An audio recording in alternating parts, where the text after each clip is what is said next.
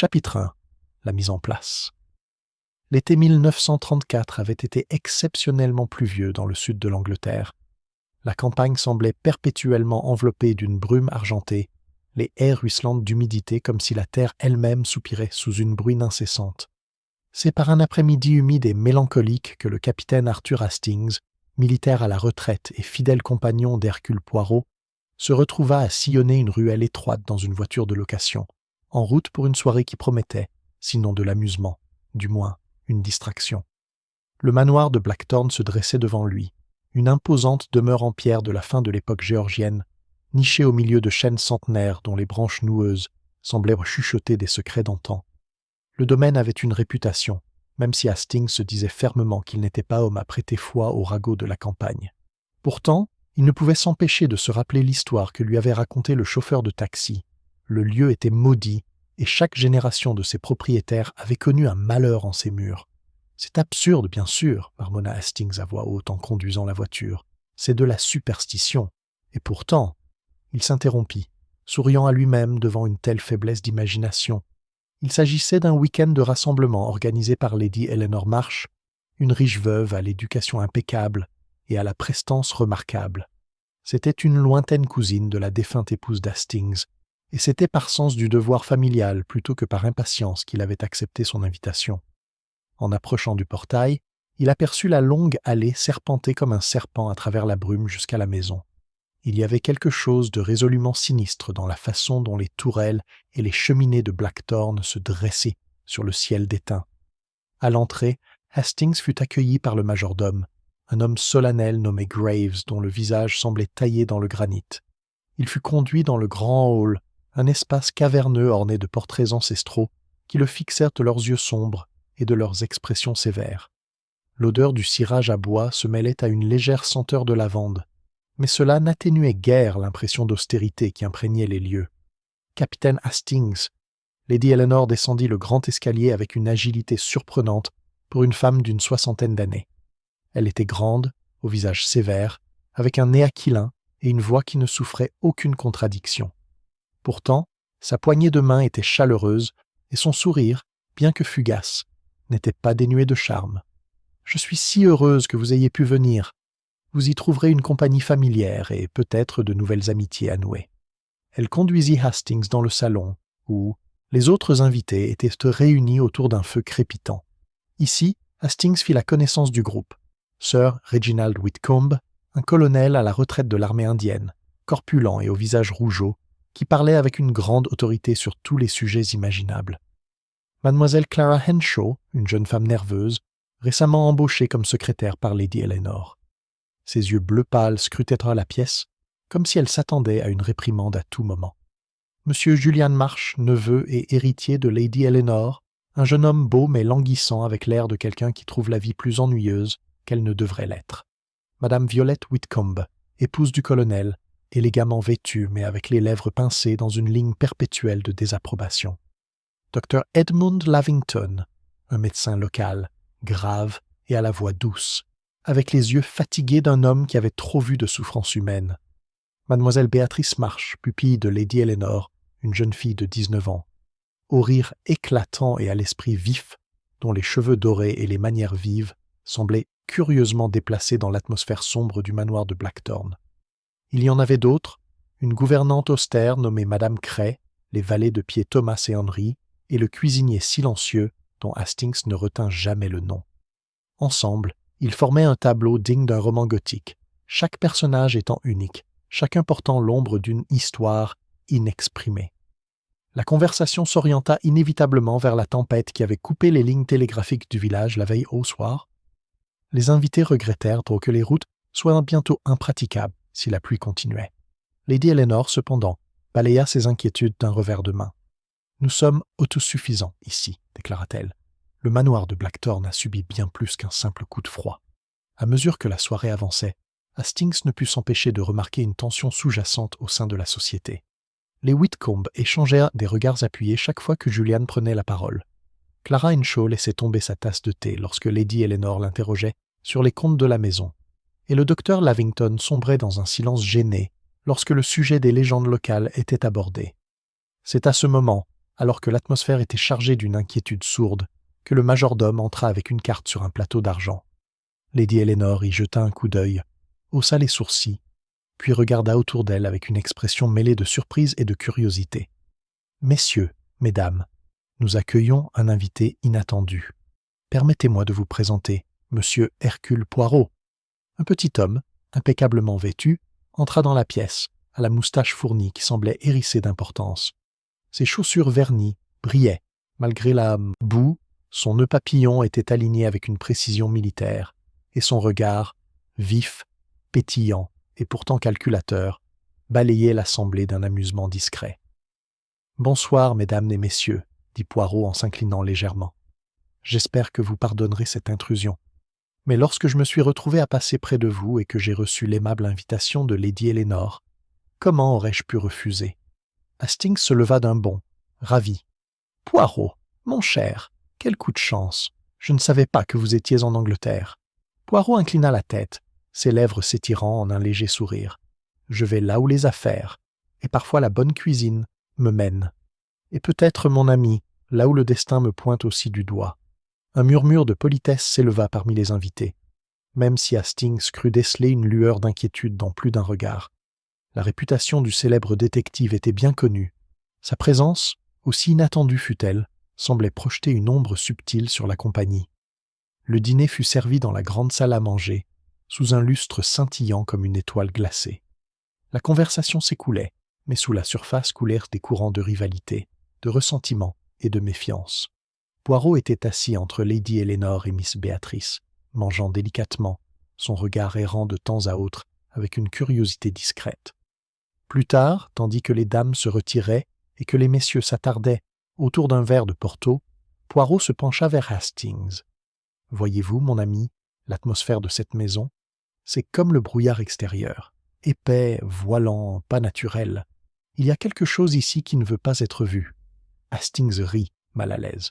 « Vous ne soupçonnez sûrement pas déjà un crime, Poirot. » La moustache de Poirot frémissait. « Ce n'est peut-être pas le crime que je sens, mais c'est la peur. Et là où il y a de la peur, Hastings, il y a souvent une tragédie qui se profile. » Le feu crépitait. La pluie s'abattait contre les hautes fenêtres. Quelque part dans la maison, une porte grinçait comme poussée par une main invisible, et le manoir de Blackthorn, ancien et maussade, semblait retenir son souffle. Chapitre 2. Le crime. Cette nuit-là, la pluie tombait en voiles incessants, comme si le ciel lui-même avait décidé de nettoyer les pierres de Blackthorn. Le vent rôdait sous les avant-toits et sifflait dans les cheminées avec des voix mélancoliques. Dans le salon, le groupe s'efforçait d'ignorer le temps avec une détermination qui confinait à l'obstination. Il y eut une partie de bridge pour Madame Whitcomb et le colonel, une tentative décousue de charade pour Mademoiselle Béatrice, et pour les autres, un va-et-vient poli entre le tapis du foyer et la table à thé. Hastings, qui n'était pas un grand joueur de cartes, se retrouva près de la cheminée, aux côtés de Mademoiselle Henshaw. Les mains de la secrétaire étaient serrées, les jointures blanches. La lueur du feu reflétait la lueur nerveuse de ses yeux. « Vous n'êtes pas fan du jeu ?» demanda Hastings, essayant d'être joyeux. « J'ai peur de faire trop d'erreurs, » dit-elle. Lady Eleanor n'aime pas les erreurs. Elle jeta un rapide coup d'œil, presque furtif, vers la porte qui menait au couloir ouest. Elle s'est retirée tôt. L'orage lui donne des maux de tête. « Vraiment ?» Hastings jeta un coup d'œil à l'horloge sur la cheminée. 10h moins 7. Dommage, car elle était en pleine forme au dîner. Mais le calme est parfois le meilleur remède. « Vraiment ?» murmura Mademoiselle Henshaw, et Hastings trouva ces mots étrangement accentués. À 10h, la maisonnée s'organisa dans l'aimable désordre de l'heure du coucher. Madame Whitcomb, déclarant qu'aucune femme convenable ne devrait être dehors à une telle heure et par un tel coup de vent, sortit dans un bruissement de soie. Mademoiselle Béatrice rit de cette affectation, puis admit qu'elle avait sommeil et qu'elle jouerait du Debussy sur le petit piano droit du petit salon pendant 10 minutes pour se changer les idées. « Seulement très doucement, » promit-elle. « Les murs résonnent dans cette maison comme dans une église. » Le colonel et le docteur Lavington, revendiquant une passion commune pour le billard, se retirèrent vers la salle de billard qui se trouvait de l'autre côté du hall central et au bout d'un couloir, après le garde-manger.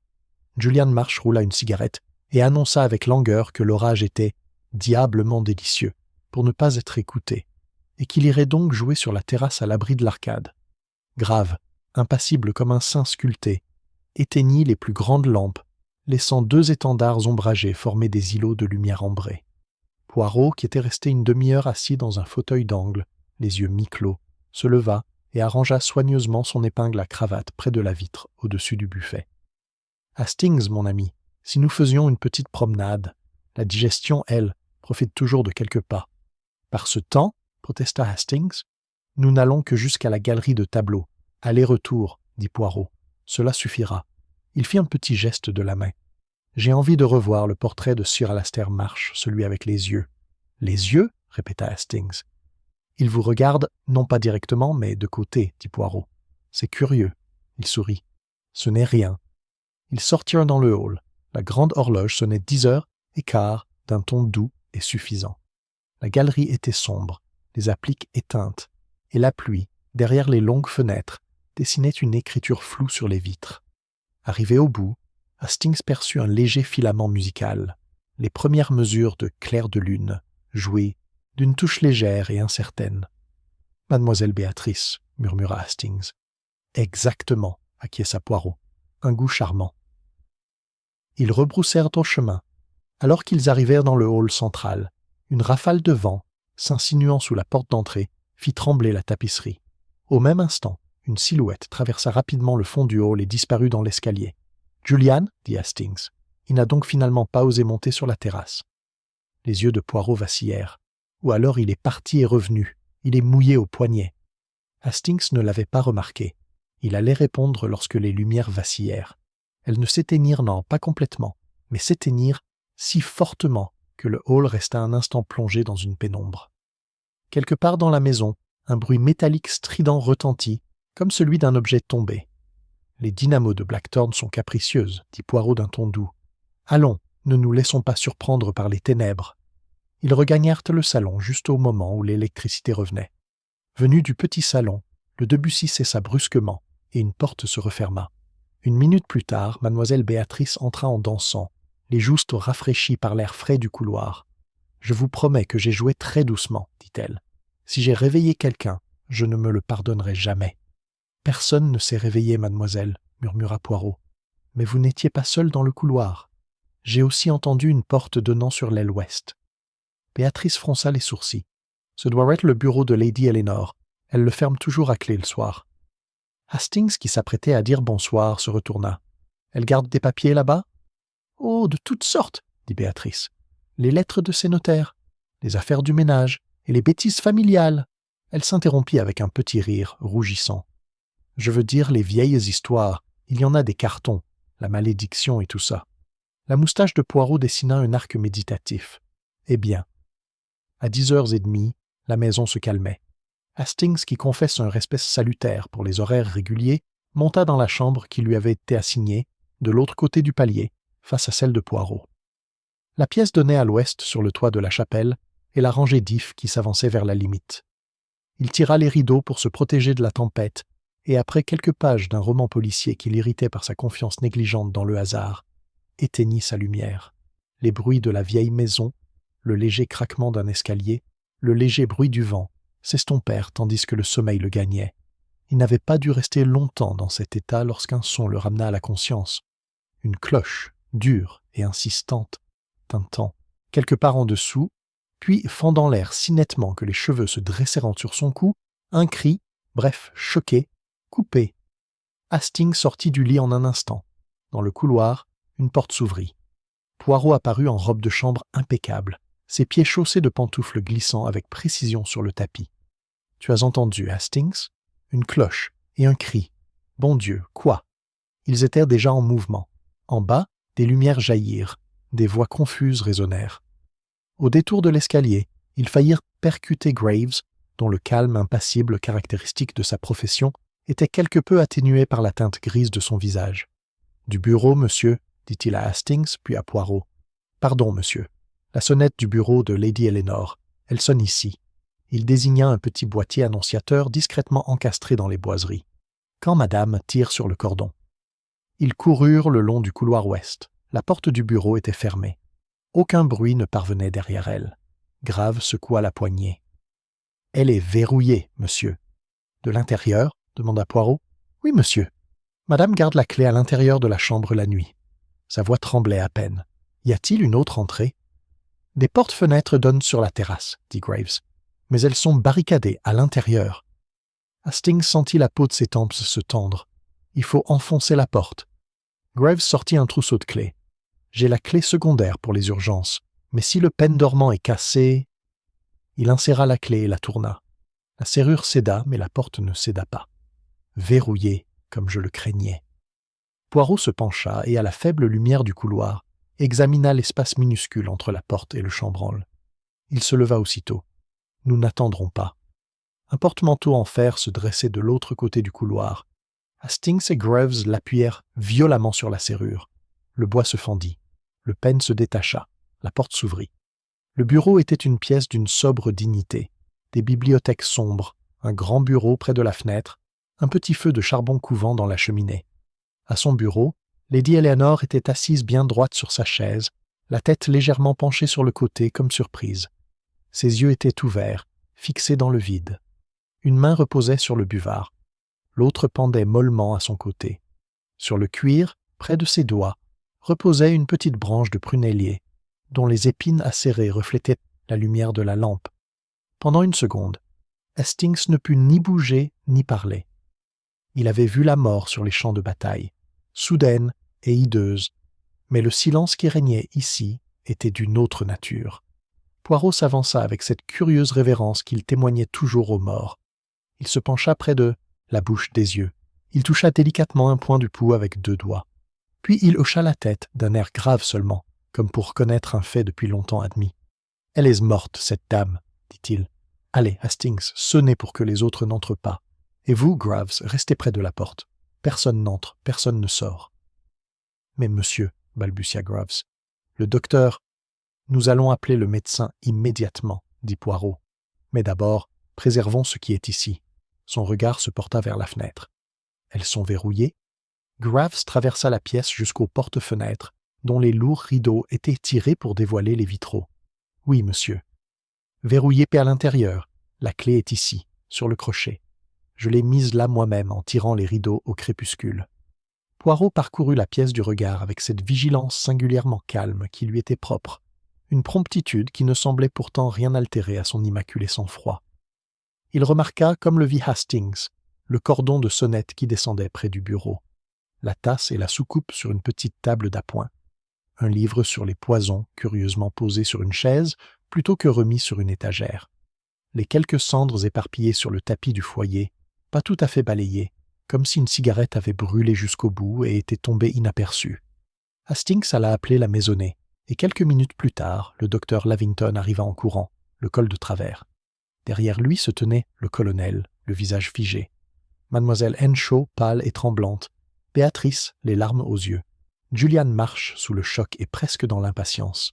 Madame Whitcomb, un mouchoir sur le nez, l'air de quelqu'un qui s'attendait depuis longtemps au pire et qui est tristement satisfait de le voir se réaliser. « Reculez, vous tous !» ordonna le docteur Lavington, retrouvant son ton professionnel. Il s'agenouilla, examina le corps, leva une paupière et renifla légèrement. « Il y a une odeur, faible, amère. » Il regarda la tasse. « Amande. » Son regard se porta sur Poirot.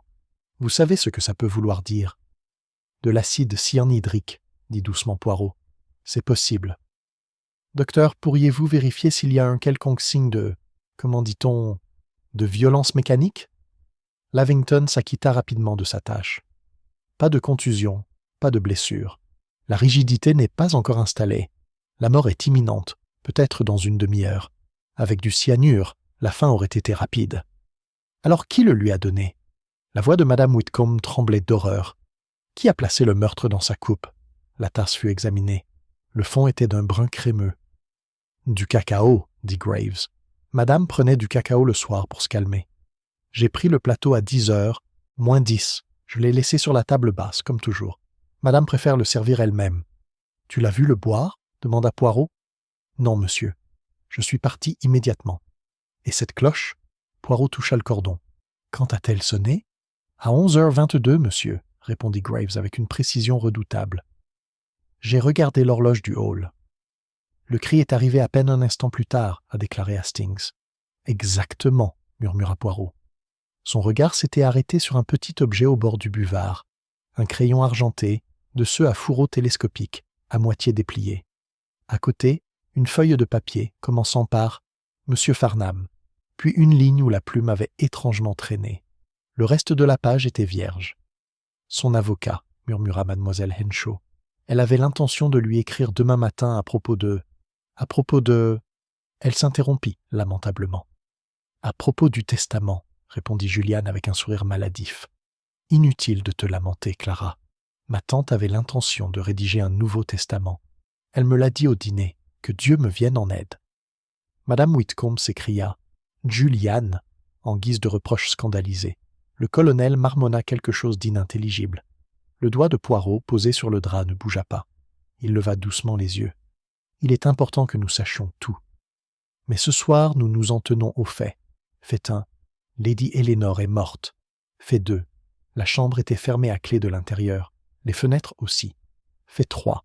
Elle a sonné à 11h22 et, semble-t-il, a crié. Fait 4. Il y a l'odeur que nous associons au cyanure, et il y a une tasse de chocolat.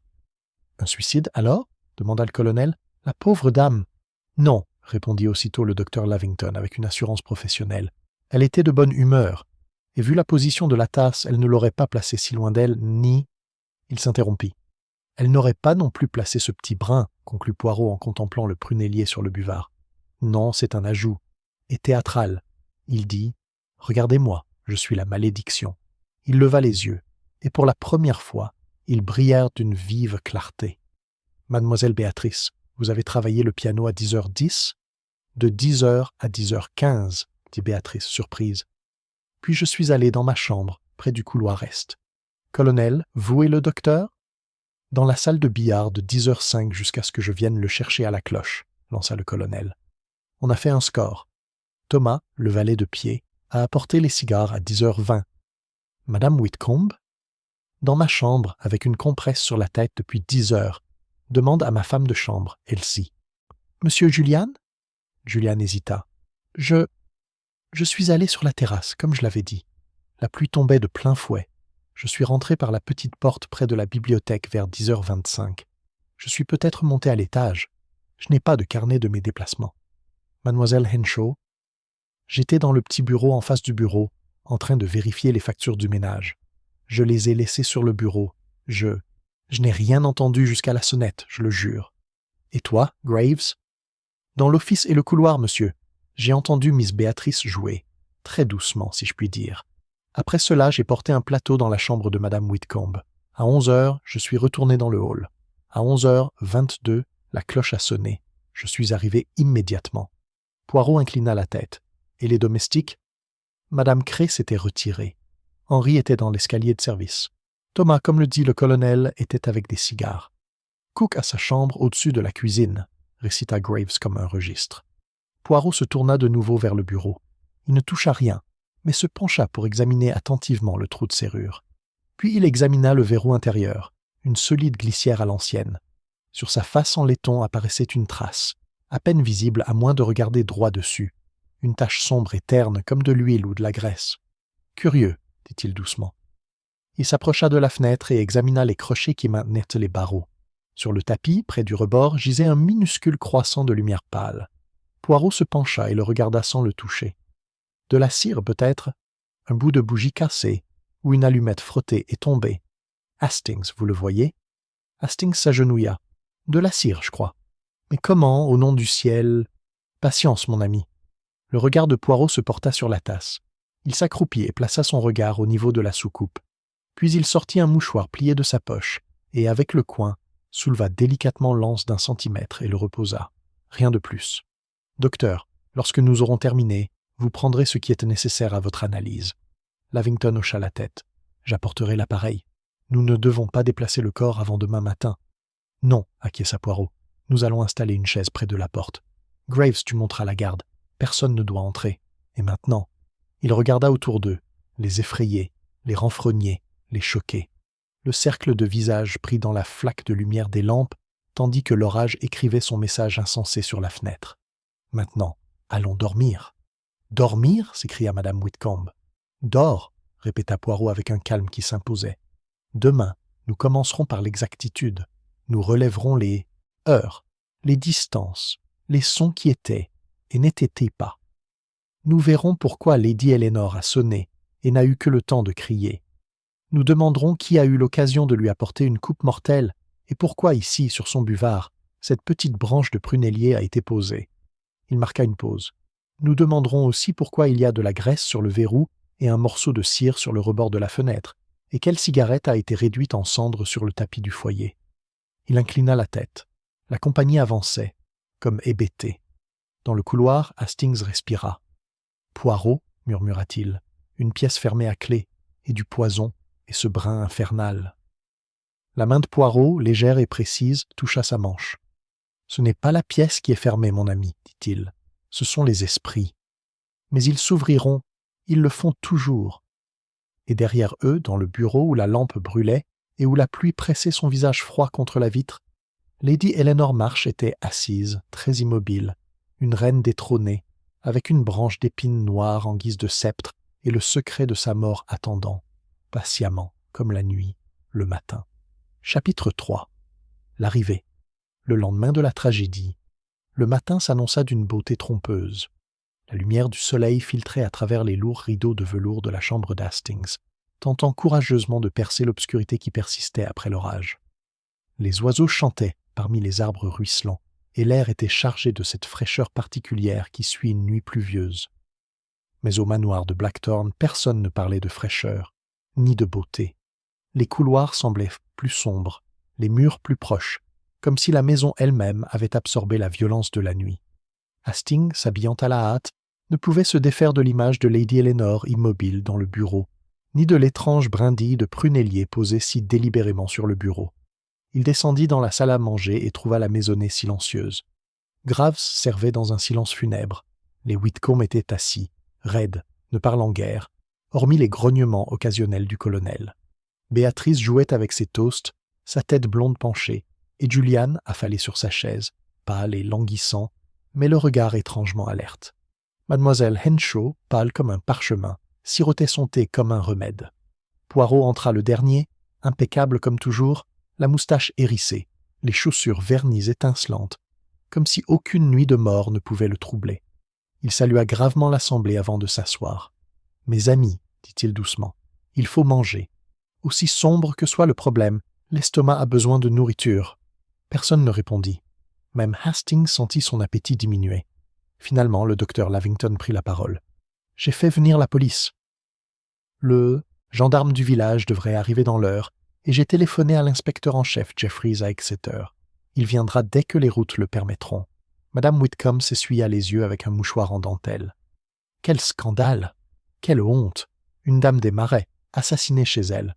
On en parlera dans tout le comté. »« Mieux vaut cela, » rétorqua le colonel Whitcomb, « que de passer l'affaire sous silence et de laisser un meurtrier en liberté. » Julian eut un petit rire. « En fuite?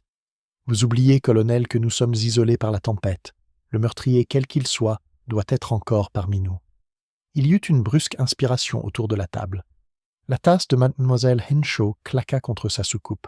Béatrice poussa un petit cri. « Exactement !» répondit Poirot d'un ton placide. « Nous pouvons donc commencer immédiatement. »« Commencer quoi ?» demanda madame Whitcomb. « L'enquête, madame. » Les yeux de Poirot, désormais brillants, parcoururent l'assemblée. « Vous comprenez ? La police, elle arrivera, oui. Mais en attendant, c'est nous qui devons préserver la vérité. Le meurtrier pense peut-être se cacher derrière la confusion, la peur, le tonnerre de l'orage. Mais les petites cellules grises, ah, elles ne se laissent pas tromper si facilement. » Le colonel marmonna quelque chose à propos de coutumes étrangères, mais personne d'autre ne se hasarda à l'interrompre. « Tout d'abord, poursuivit Poirot, j'ai demandé que le bureau de Lady Eleanor reste fermé à clé jusqu'à l'arrivée de la police. Grave a assuré sa surveillance avec diligence, et j'ai moi-même scellé la porte avec un petit filament de cire. Ainsi, nous serons certains que personne n'a altéré la porte. Mais nous avons peut-être déjà des questions à poser. » Il se tourna vers Béatrice. « Mademoiselle, à quelle heure avez-vous arrêté de jouer hier soir ? » « 10h15, dit-elle à voix basse. « J'ai alors laissé le piano et je suis allé dans ma chambre. »« Et vous, colonel, vous dites que vous étiez avec le médecin jusqu'à ce que la cloche sonne ? » ?»« En effet, dit fermement le colonel. De 10h05 à 11h30, nous étions dans la salle de billard. Thomas, Le valet de pied apportait des cigares, il vous le confirmera. Poirot inclina la tête. Très bien. Et vous, monsieur Julian? Julian se déplaça paresseusement. Je suis sorti sur la terrasse, comme je l'ai dit. L'orage était plutôt calme, mais très humide. Je suis revenu vers 25 heures. Après ça, j'ai erré. Vous avez erré? La voix de Poirot était soyeuse. Oui, en haut, en bas. Je ne tenais presque pas de compte. La moustache de Poirot tressaillit. Il faut toujours tenir compte, monsieur. C'est la meilleure des habitudes. Mademoiselle Henshaw prit la parole brusquement, la voix tremblante. J'étais dans le petit bureau. Je n'ai rien entendu, absolument rien, jusqu'à la sonnerie. En effet, Poirot se pencha légèrement. Et pourtant, mademoiselle, ce bureau n'est qu'à quelques pas du bureau. Êtes-vous bien certaine qu'il n'y avait rien d'inhabituel? Un bruit? Un pas? Elle hésita. Il y avait peut-être une porte qui se fermait, mais je pensais que c'était seulement mademoiselle Béatrice. Béatrice leva la tête, surprise. Je n'ai fermé aucune porte. Je suis allé directement dans ma chambre. Poirot écarta les mains. Voilà. Déjà, les petites contradictions commencent. Hastings, qui observait la scène avec une fascination croissante, s'éclaircit la gorge. Mais la question, Poirot, c'est comment quelqu'un a pu entrer. Le bureau était fermé à clé de l'intérieur. Les yeux de Poirot brillèrent. Ah, mon cher Hastings, l'éternelle question de la pièce fermée à clé. On dirait un tour de passe-passe, n'est-ce pas? On se demande, comment le lapin est-il entré dans le chapeau? Mais la solution est toujours la même. Il a été placé là, intentionnellement, à l'abri des regards. À ce moment, le crissement des roues, sur le gravier mouillé, annonça l'arrivée du gendarme du village. Un instant plus tard, le gendarme Green, le visage rouge et sérieux, fut introduit dans la salle à manger. « Bonjour, mesdames et messieurs, » dit-il avec une gravité gênée. « Je suis désolé pour cette triste affaire. Le docteur Lavington m'a expliqué les grandes lignes. Je resterai ici jusqu'à l'arrivée de l'inspecteur Jeffries. » Poirot inclina la tête. « Très bien. En attendant, vous pourriez peut-être m'aider sur une petite question.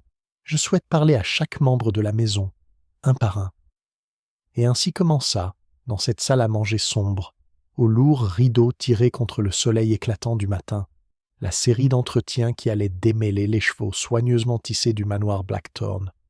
Les premières interviews de Poirot commença par Graves, qui raconta à nouveau, avec une précision méticuleuse, l'heure à laquelle il avait apporté le cacao de Lady Eleanor, la cloche sonnant exactement à 11h22, le fracas du cri. Qui d'autre, demanda doucement Poirot, savait que sa seigneurie avait l'habitude de boire du cacao le soir? Toute la maisonnée, monsieur, dit Graves. C'était pareil tous les soirs. Poirot hocha la tête. Et la préparation du cacao? C'est le cuisinier qui l'a préparé, monsieur. J'ai porté le plateau moi-même. Ni elle ni moi n'y avons goûté. Merci. Poirot le congédia. Puis vint mademoiselle Henshaw. Ses mains tremblaient tandis qu'elle tordait son mouchoir. Je ne lui ai fait aucun mal, monsieur Poirot. Je le jure. La voix de Poirot était douce. Et pourtant, mademoiselle, vous étiez la plus proche de sa porte. Dites-moi, pourquoi avez-vous eu si peur quand elle vous a interrogé hier sur les comptes? Les yeux de mademoiselle Henshaw se remplirent de larmes. J'ai peut-être été négligente. J'ai égaré des reçus.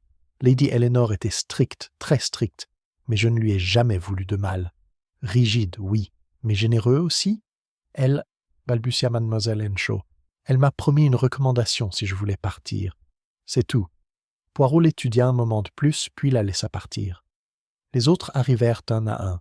Le colonel, fanfaron mais catégorique dans ses dénégations. Madame Whitcomb, soupirant dramatiquement de scandale.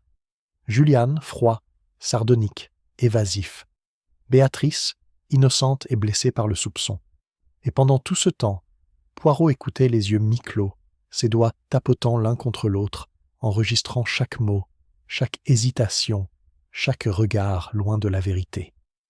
Lorsque les interrogatoires furent enfin terminés, Poirot se leva.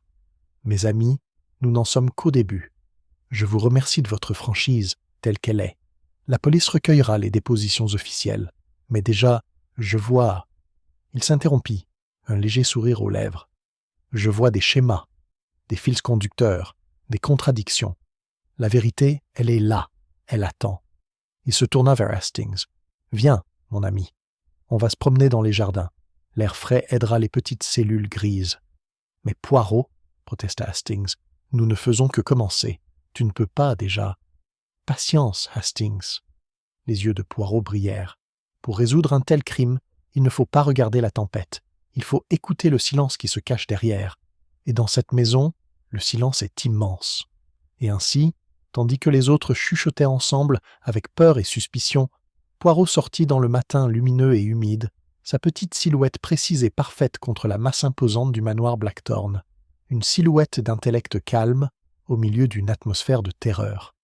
Chapitre 4. Les questions commencent. Le gendarme, diligent mais quelque peu désorienté, se posta près de la grande salle pour monter la garde. Pendant ce temps, Poirot déclara qu'il procéderait à un examen plus approfondi de la maison. Hastings, fidèle comme toujours, le suivit, carnet à la main. La lumière matinale faisait de son mieux pour dissiper les ombres, mais au manoir de Blackthorn, la suspicion s'accrochait au mur comme de l'humidité. Invités et domestiques, rassemblés en groupes inquiets, se taisaient dès l'apparition de Poirot.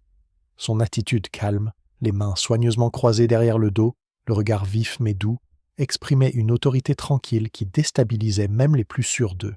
« Mon cher Hastings, » murmura Poirot tandis qu'il traversait le couloir en direction du bureau, « un meurtre, ce n'est jamais le fruit du hasard. Il est préparé comme on prépare un plat en cuisine, avec des ingrédients soigneusement choisis au moment exact. Et ici, il leva un doigt.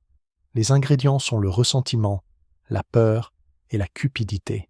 Nous allons goûter à chacun d'eux. » À nouveau dans l'étude, le bureau fut rouvert en présence de l'agent Green et du docteur Lavington. Le corps de Lady Eleanor avait été respectueusement transporté dans une pièce adjacente, mais l'air conservait une légère odeur âcre d'amande. Poirot parcourut la pièce du regard.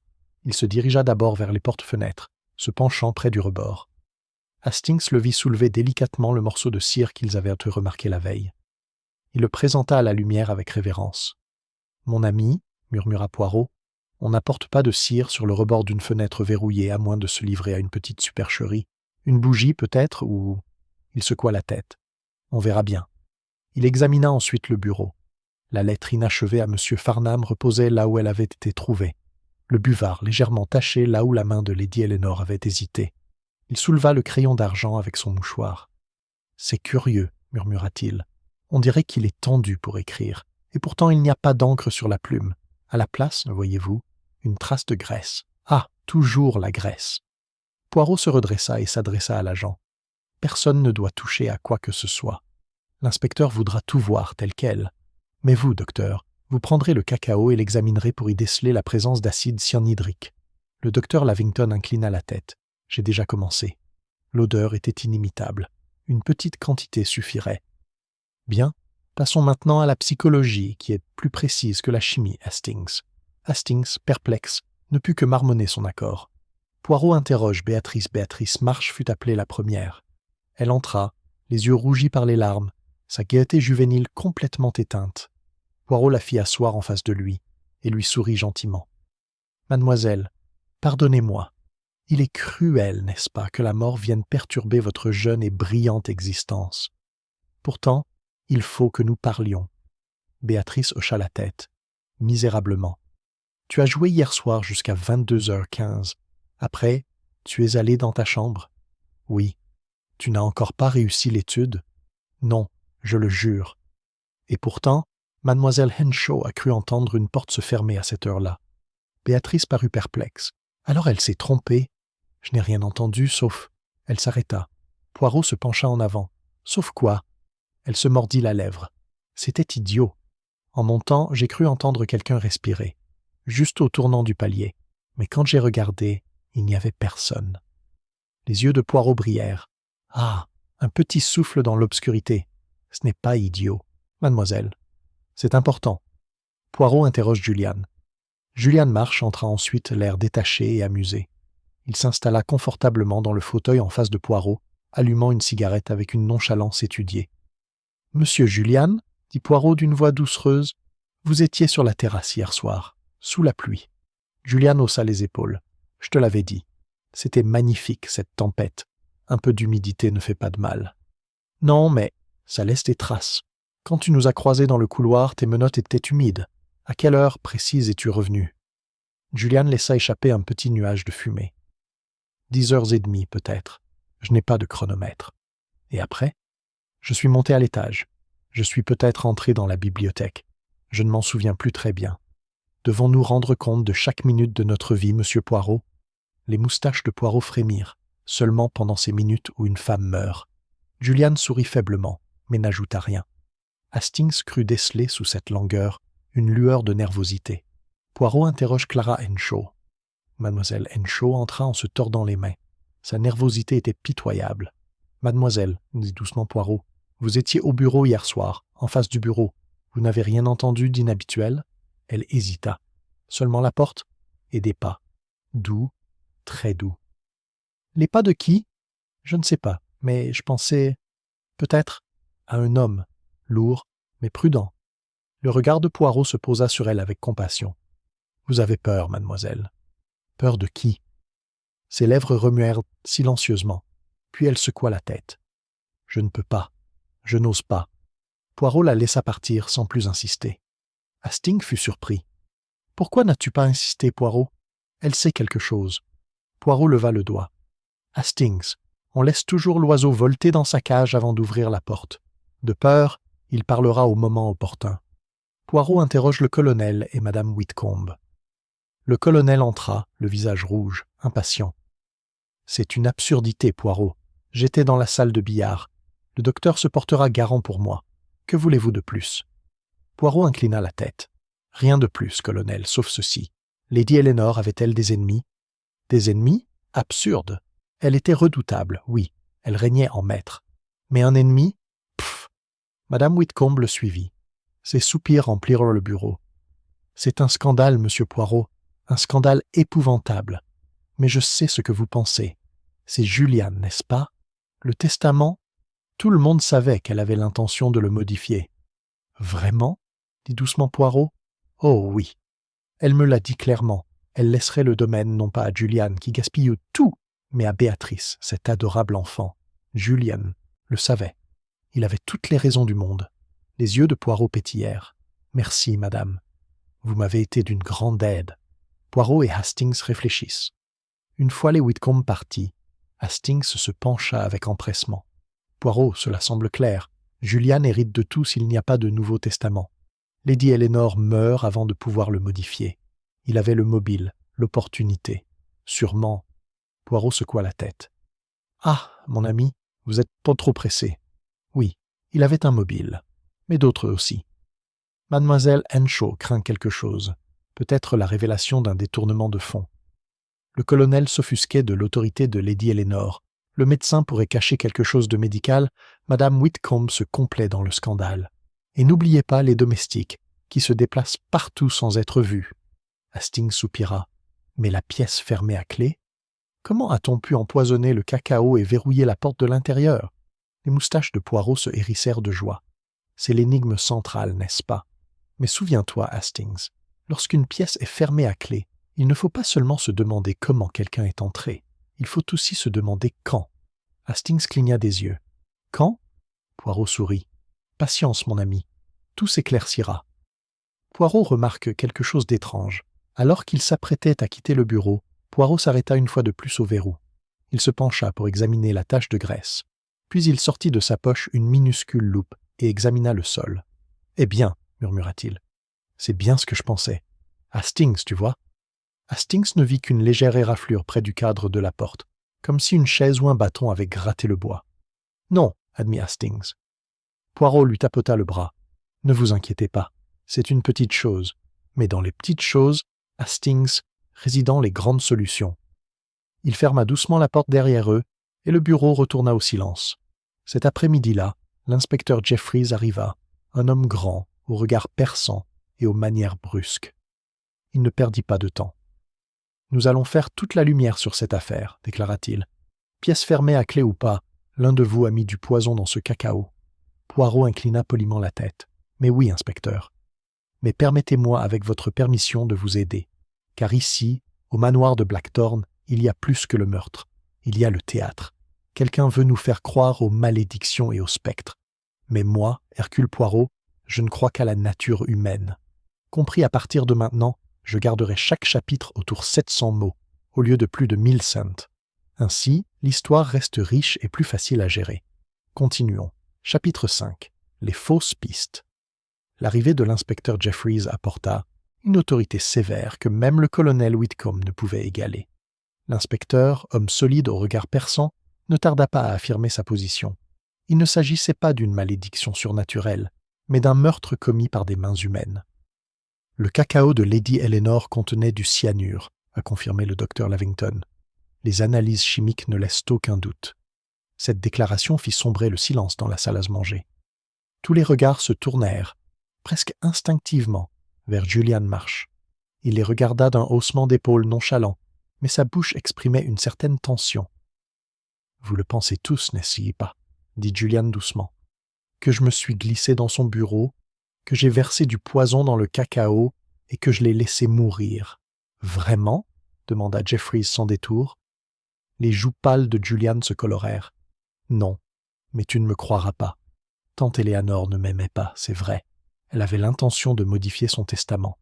Mais un meurtre, je ne suis pas si bête. » Poirot, resté silencieux, pencha la tête. Pas idiot, non, mais peut-être téméraire, extravagant, impatient. Les yeux de Julian brillèrent, mais il ne dit rien de plus. La théorie de l'inspecteur Jeffries n'a pas tardé à tirer ses conclusions. Les habitudes de la dame étaient bien connues. Elle buvait du chocolat tous les soirs. Il suffisait d'ajouter du poison avant que le plateau ne soit apporté. Et qui y avait accès? Les domestiques, certes, mais aussi la famille. Le neveu était le plus à gagner. Mobile, opportunité et caractère. Tout pointe vers M. Julian Marsh. Madame Whitcomb hocha la tête avec délectation. Je l'ai dit dès le début. C'est un vaurien. Il verrait Blackthorn vendu pour payer ses dettes. Des dettes? Jeffries se retourna brusquement. Julian rit amèrement. Oui, j'ai des dettes.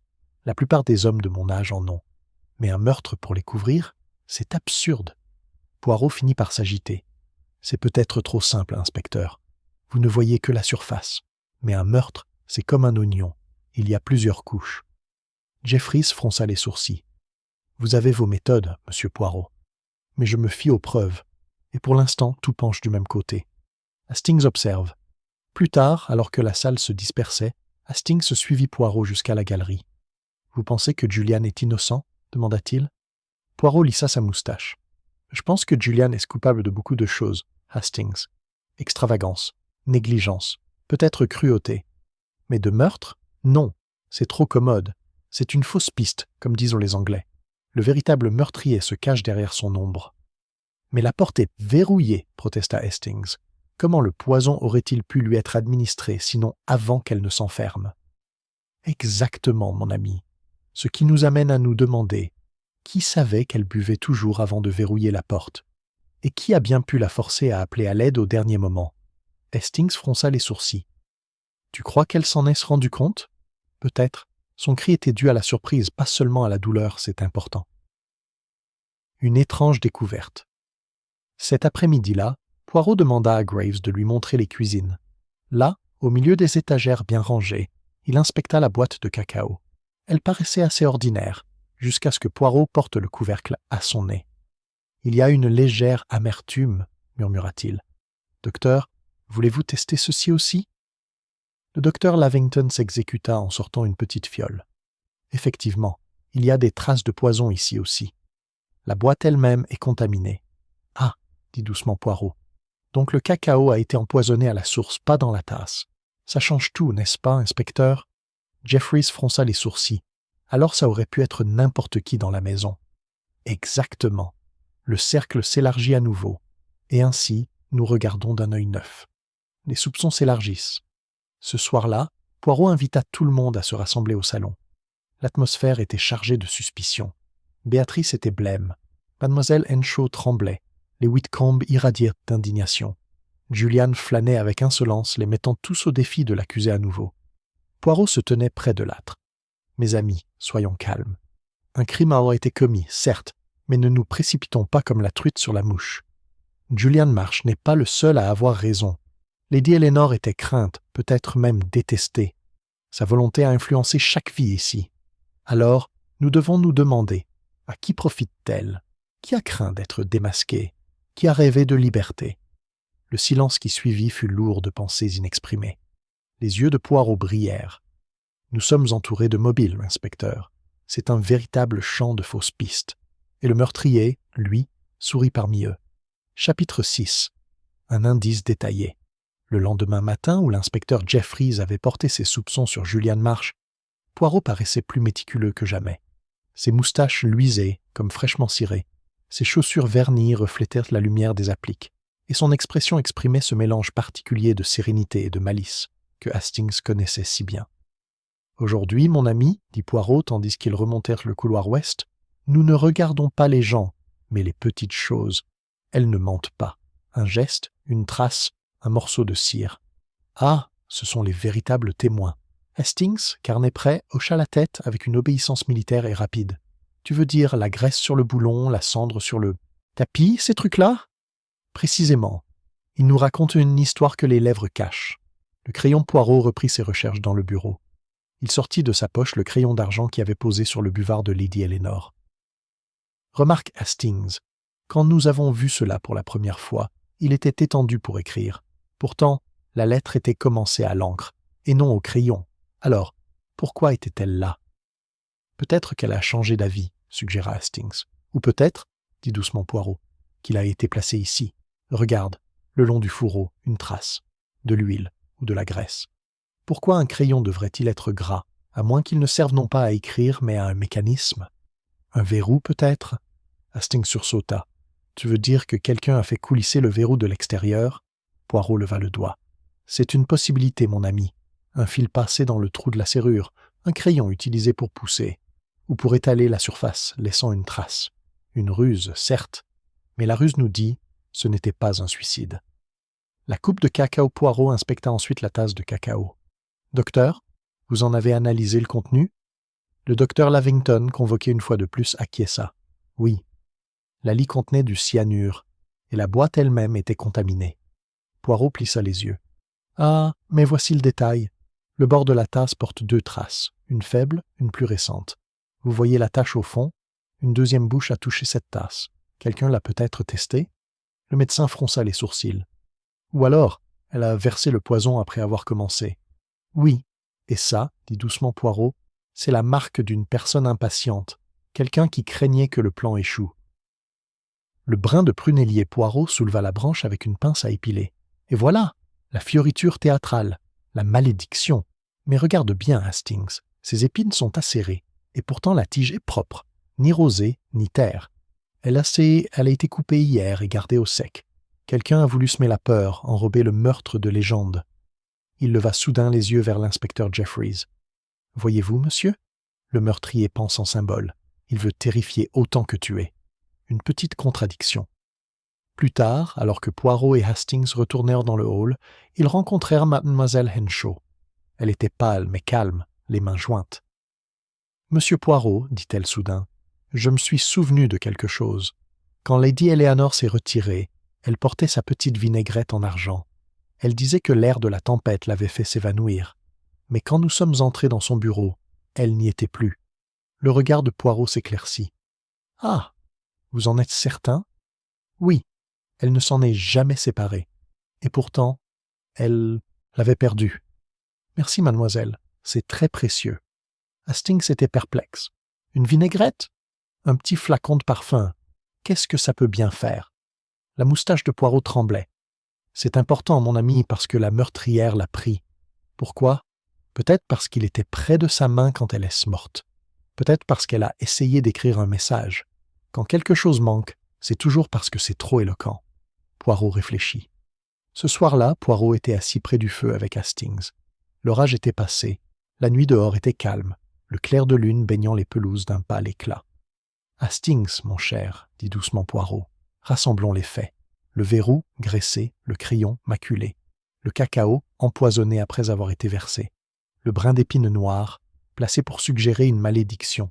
La vinaigrette, disparue. Et surtout, le cri.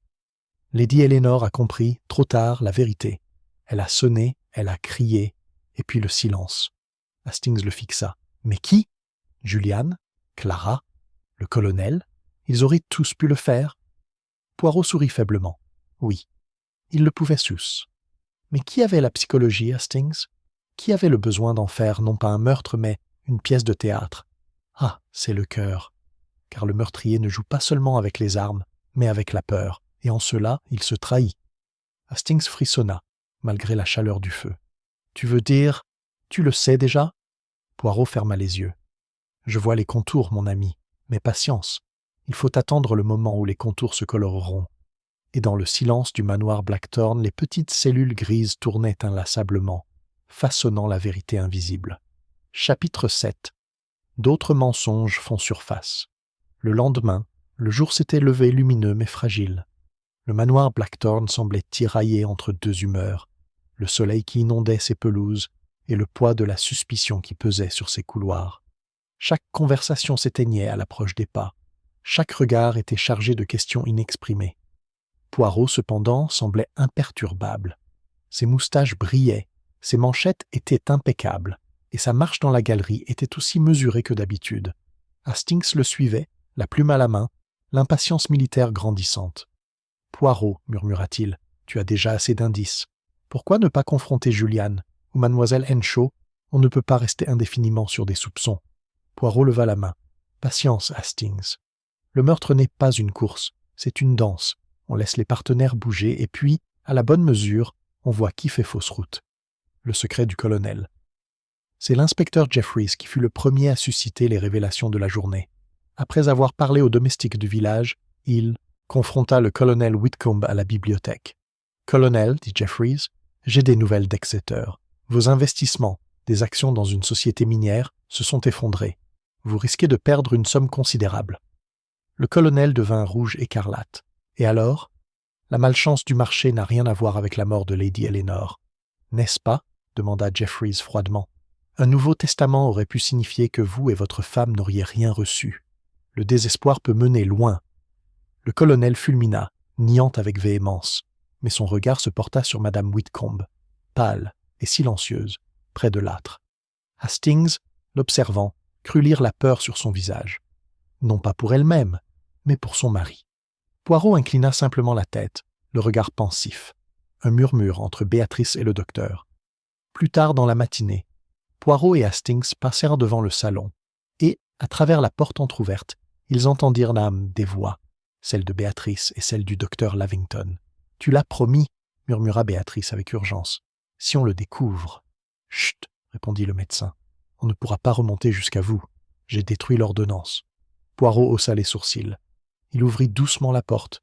Tous deux se retournèrent, surpris. Les joues de Béatrice s'enflammèrent. L'expression du docteur se durcit. « Monsieur Poirot, dit Lavington d'un ton raide, vous êtes indiscret. »« Mais non, dit Poirot d'une voix doucereuse, j'observe toujours. Ordonnance, ai-je bien compris? C'est grave. » Le médecin croisa les bras. « Un renseignement privé. Cela n'a aucun rapport avec cette affaire. Au contraire, dit doucement Poirot, tout dans une maison de la mort porte sur elle. » Il s'inclina et se retira, mais Hastings vit le malaise sur leur visage. Clara Henshaw se brise. Dans l'après-midi, Miss Henshaw n'en pouvait plus. Elle alla trouver Poirot dans la galerie, un petit livre de contes à la main. « Je dois l'avouer, dit-elle d'une voix basse et tremblante. J'avais peur d'être démasquée. Lady Eleanor a découvert que j'avais prélevé 50 livres sur le compte de la maison. J'avais l'intention de les rembourser, je le jure. Mais elle a dit qu'elle me congédierait. C'est pourquoi j'étais terrifié. » Poirot la regarda avec bienveillance. « Alors, vous aviez un mobile, mais pas la psychologie. Vol, oui. Meurtre, non. Merci, mademoiselle, pour votre honnêteté. Mieux vaut que la peur soit ôtée de l'ombre. » Elle se mit à pleurer, et Hastings, touché, lui apporta de l'eau. Poirot, cependant, hocha la tête d'un air pensif. Le reflet de Poirot. Ce soir-là, dans le salon, Poirot rassembla Hastings et l'inspecteur Jeffries près du feu. « Voyez-vous, messieurs, les mensonges font déjà surface. Le colonel cache sa ruine financière. Le médecin dissimule une ordonnance, peut-être dangereuse. Mademoiselle Henshaw reconnaît un vol. Et Juliane... Ah, Juliane cache tout au grand jour avec son insolence. » Jeffries fronça les sourcils. Ils ont tous des raisons. Mais qui en avait les moyens? Poirot sourit faiblement. Les moyens ne manquent pas, inspecteur. Ce qui est de plus rare, c'est l'imagination. Empoisonner le cacao, mettre en scène la malédiction, verrouiller la porte et graisser le verrou, c'est du théâtre. Lequel d'entre eux est un dramaturge dans l'âme? Telle est la question. Une note apparaît. Au moment où la maisonnée se préparait à aller se coucher, Graves entra, l'air grave. Il tenait à la main une feuille de papier pliée. « Ceci a été trouvé, monsieur, glissé sous la porte du bureau, dit-il. » Jeffrey s'en empara. Le billet ne contenait que quelques mots, griffonnés à la hâte. La malédiction frappera à nouveau. Béatrice poussa un cri aigu. Madame Whitcomb faillit s'évanouir. Même le colonel se tut. Poirot, cependant, étudia le papier calmement. « Mais oui, murmura-t-il, le meurtrier s'enhardit ou désespère. Il cherche à nous effrayer jusqu'à nous rendre aveugles. Mais au lieu de cela, il m'en dit plus qu'il ne sait. » Et tandis que la maisonnée se dispersait dans la peur, Poirot était assis tranquillement près du feu mourant, ses petites cellules grises au travail, reconstituant le puzzle des mensonges. Chapitre 8. Le tournant émotionnel. Le mot glissé sous la porte du bureau planait sur le manoir de Blackthorn tel un nuage d'orage. Son message, la malédiction frappera à nouveau, devint le refrain chuchoté sur toutes les lèvres. Les domestiques évitaient complètement le couloir ouest. Béatrice s'accrochait au docteur Lavington comme un enfant effrayé. Même le colonel Whitcomb, d'habitude si fanfaron, se tenait près du feu comme si la chaleur seule pouvait chasser la terreur. Poirot, cependant, ne semblait pas troublé.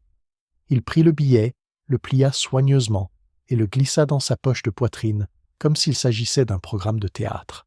« Il faut s'attendre à de tels gestes, » dit-il calmement à l'inspecteur Jeffreys. « Le meurtrier a joué une fois sur les peurs de cette maison.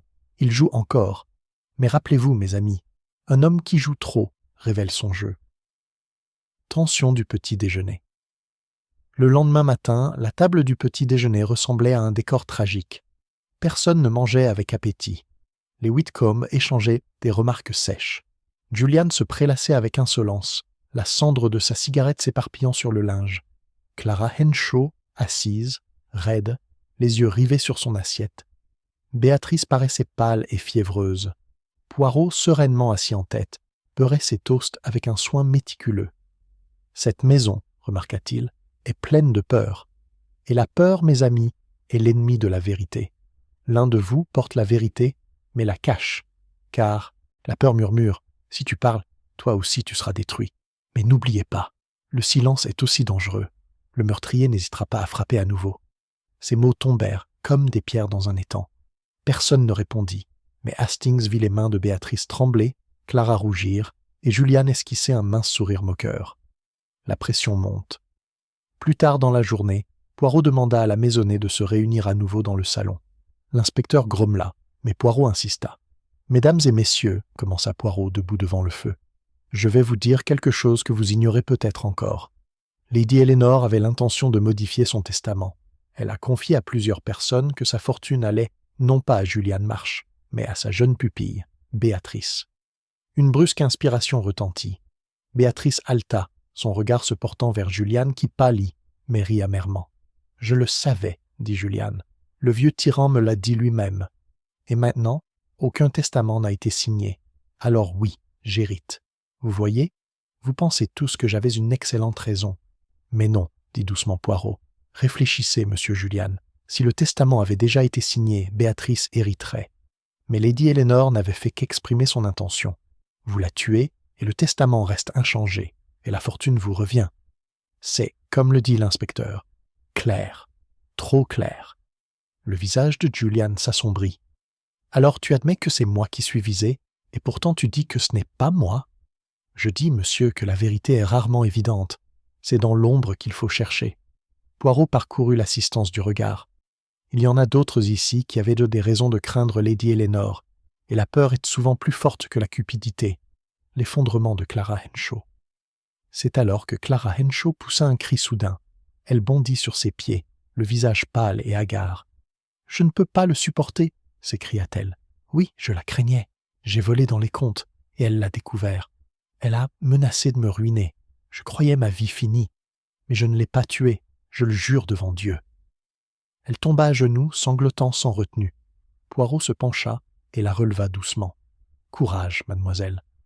Avouer sa faiblesse, ce n'est pas avouer un meurtre. Relevez-vous, rassurez-vous. Ce n'est pas vous qui avez mis en scène la mort de Lady Eleanor avec de la graisse et du prunellier.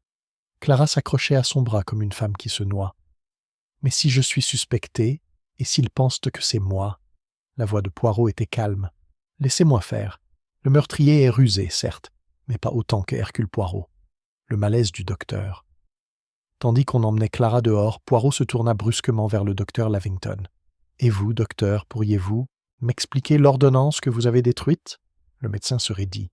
C'était une affaire privée. Cela concernait la santé de mademoiselle Béatrice. Rien de plus. Béatrice rougit. « Je vous en prie, c'est vrai. J'ai eu des évanouissements.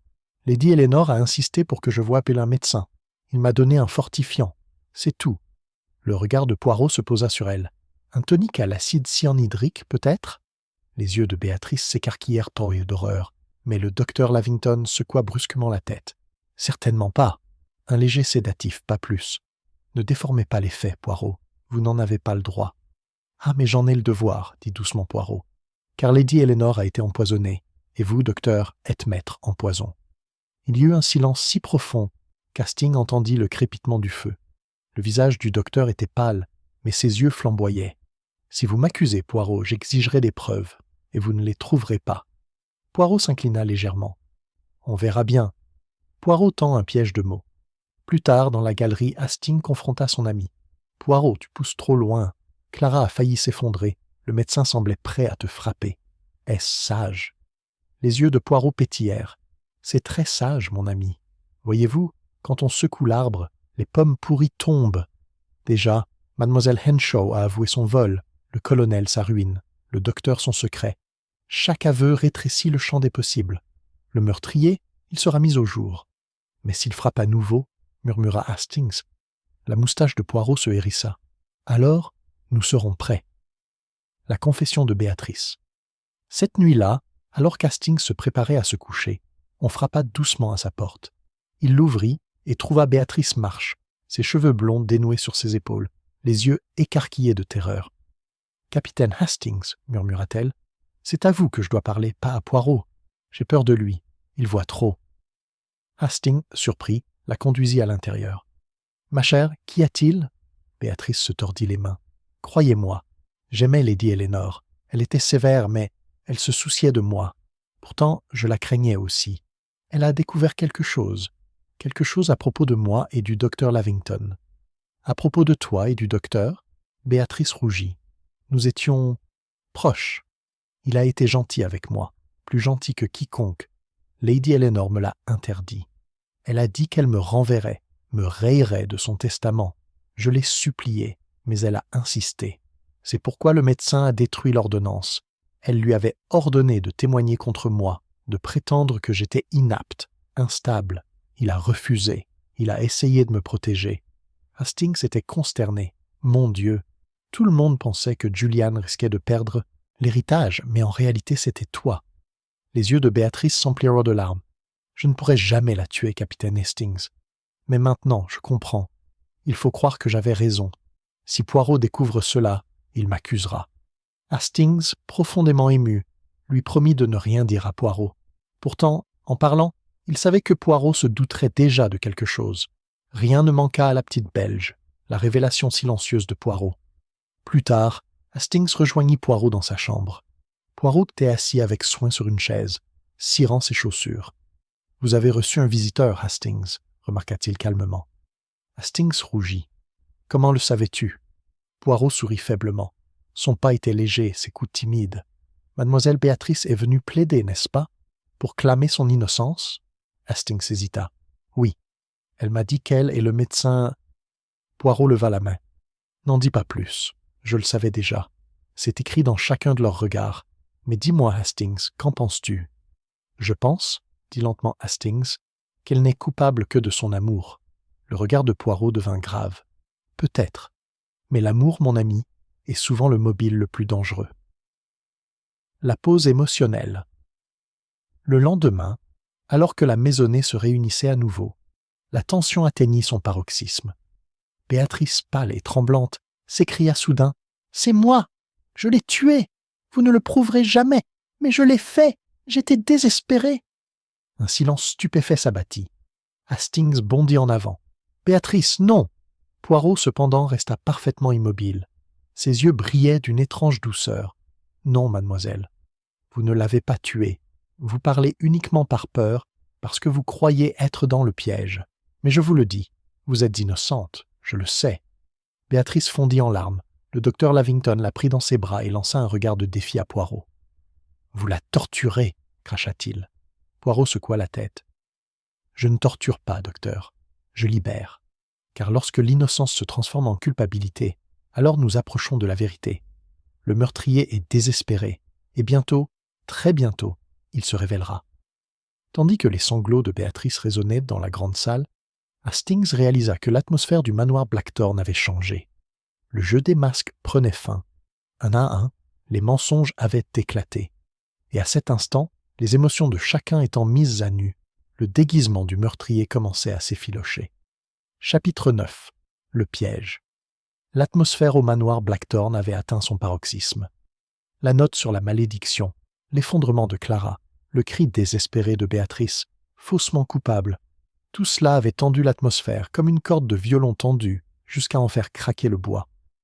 Même l'inspecteur Jeffries, homme de vérité, avoua à Poirot que la maison semble véritablement maudite. Poirot, cependant, avançait sereinement malgré la tension, chaque pas mesuré, chaque regard précis. Hastings connaissait les signes. Son ami approchait de la fin de l'énigme. Et lorsque Poirot convoqua toute la maisonnée ce soir-là dans le salon, Hastings sentit les cheveux se dresser sur sa nuque. Il avait déjà vu ce rituel. Poirot préparait le piège, le rassemblement. Le salon, avec ses hautes fenêtres et son lustre scintillant, était devenu une sorte de salle d'audience. Les Whitcomb étaient assis, raides, le colonel lançant des regards noirs, sa femme serrant son mouchoir. Julian était affalée dans un fauteuil d'angle, pâle mais avec un air de bravade. Clara Henshaw se tordait les doigts sur ses genoux, les yeux baissés. Béatrice était assise à côté du docteur Lavington, le visage strié de larmes, tandis que le médecin serrait les mâchoires, le regard dur.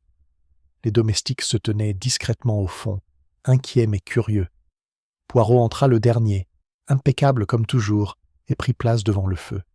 Hastings, debout à l'écart, sentit son cœur battre plus fort. Il connaissait les manières de Poirot.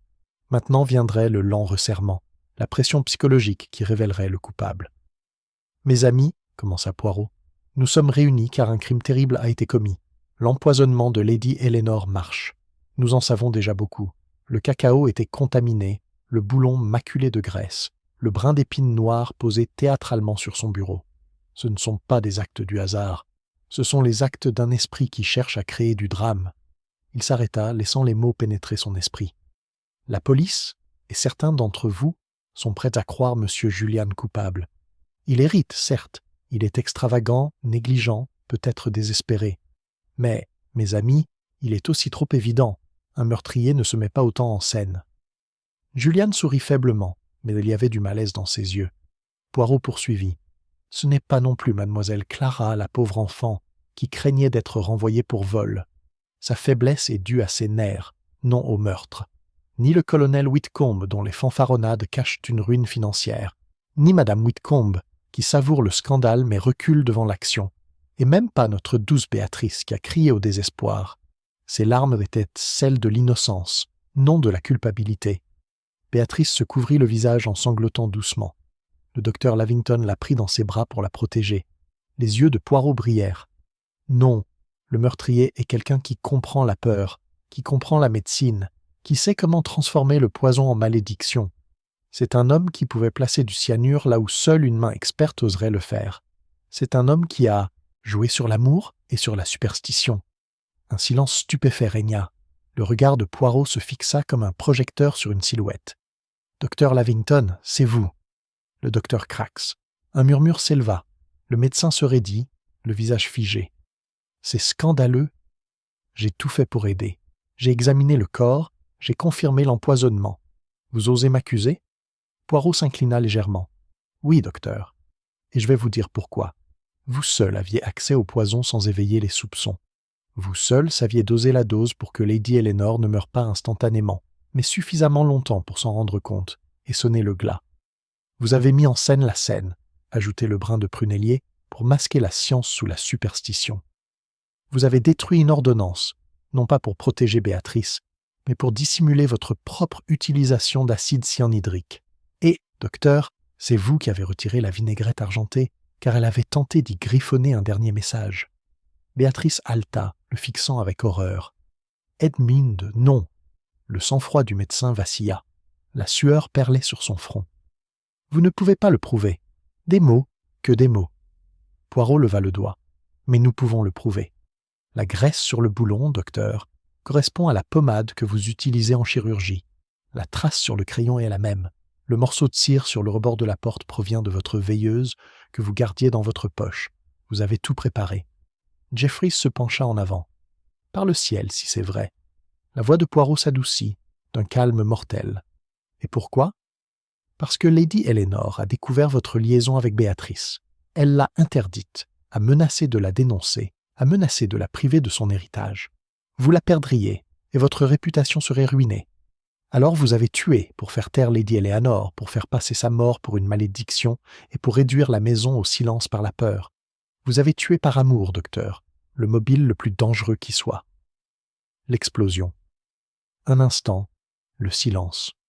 Puis le docteur Lavington bondit sur ses pieds, le visage déformé. Oui, je l'ai fait. Elle l'aurait ruinée, ma Béatrice, ma chérie. Elle l'a traitée comme une enfant, une prisonnière. Je n'ai pas pu le supporter. Je l'ai libérée. Béatrice poussa un cri étranglé. Tu m'as libérée? Tu m'as détruite. Comment as-tu pu? Les mains de Lavington tremblaient. Je l'ai fait pour toi. Pour nous. La voix de Poirot était tranchante. Non, docteur. Vous l'avez fait pour vous-même, par orgueil, par possession. L'amour qui tue n'est pas de l'amour, c'est de l'égoïsme. Le résumé de Poirot. L'inspecteur Jeffries s'avança, mais Poirot leva la main. Un instant, inspecteur. Complétons le tableau. Il se tourna vers l'assemblée. La boîte de cacao avait été empoisonnée dans la cuisine plus tôt. Mais Lady Eleanor, femme intelligente, sentit quelque chose d'anormal. Elle tira la sonnette, tenta d'écrire un message.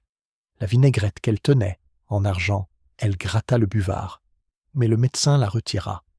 La graisse sur le verrou montre qu'il avait inventé un truc, avec un crayon, un fil, pour le faire coulisser de l'extérieur. Ainsi, la pièce sembla verrouillée. C'était un tour de prestidigitateur, rien de plus. Et le brin d'épine noire, ah, la fioriture, pour vous faire croire à la malédiction. Mais les malédictions, mes amis, ne tuent pas. Les hommes, si. Il recula. Voilà, c'est la vérité. L'arrestation de Jeffries saisit le bras du médecin. « Edmund Lavington, je vous arrête pour suspicion de meurtre. » Le médecin ne résista pas. Il regarda Béatrice, dont le visage était blanc comme du marbre. « Je l'ai fait pour vous, » murmura-t-il à nouveau. Elle se détourna en pleurant. Poirot soupira. « C'est toujours pareil. Le meurtrier croit agir par amour, par argent, par fierté. Mais en vérité, il n'agit que pour lui-même. Et ainsi, il détruit ce qu'il prétend chérir. » Le reflet de Poirot. Plus tard, tandis que la police emmenait le docteur Lavington, Hastings accompagna Poirot dans la galerie silencieuse. « Vous le saviez depuis le début, n'est-ce pas ?» Poirot sourit faiblement. « Je le savais, mon ami, à l'odeur du poison et au spectacle du prunellier. Seul un médecin pouvait se fier à de telles méthodes. Lui seul pouvait faire passer cela pour une malédiction, pas pour une science. Et lui seul avait la psychologie nécessaire pour frapper avec force. » Hastings soupira. Pauvre Béatrice. Le regard de Poirot s'adoucit. Elle guérira. Le temps guérit. Mais elle a appris, hélas, le prix d'un amour imprudent.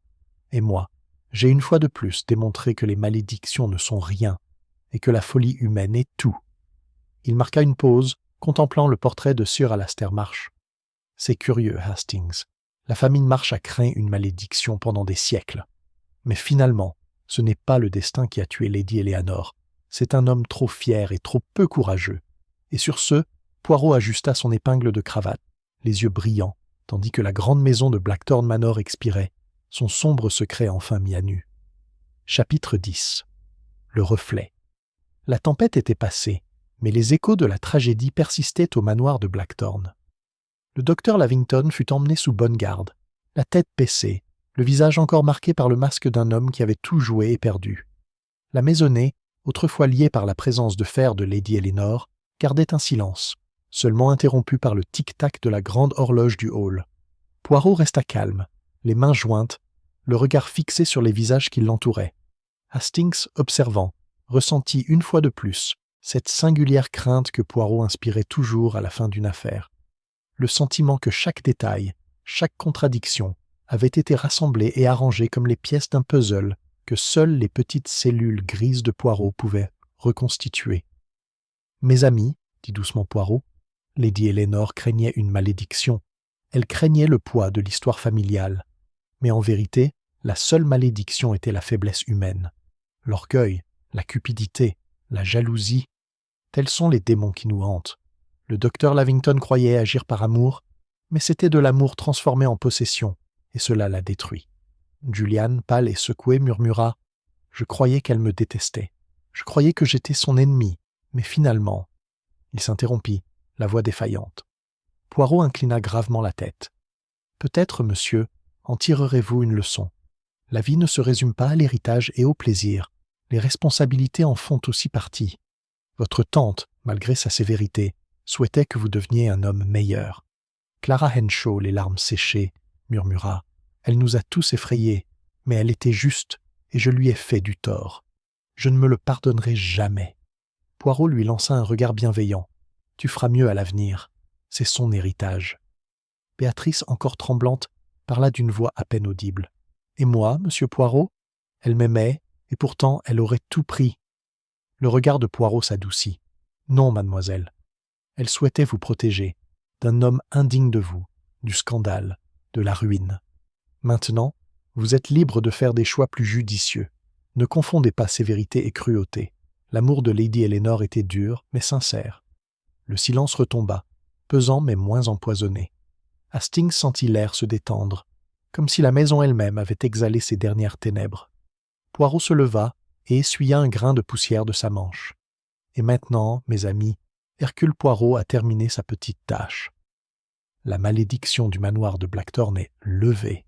Il n'y a pas de fantômes ici, seulement des cœurs humains, fragiles et stupides. » Il se tourna vers Hastings avec un petit sourire. « Viens, mon ami.